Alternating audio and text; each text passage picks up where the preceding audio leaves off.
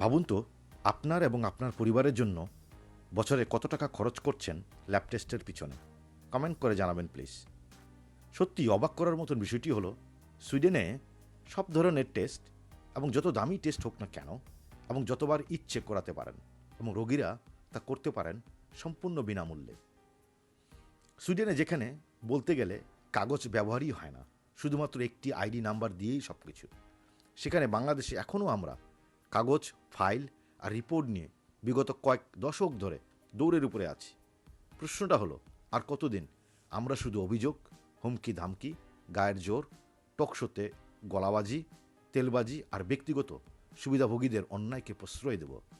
ব্যক্তিগত সুবিধার জন্য কোথায় কোথায় রাস্তায় আন্দোলন করে জনদুর্ভোগ না করে সবার জন্য কোয়ালিটি সম্পন্ন কিছু করেন।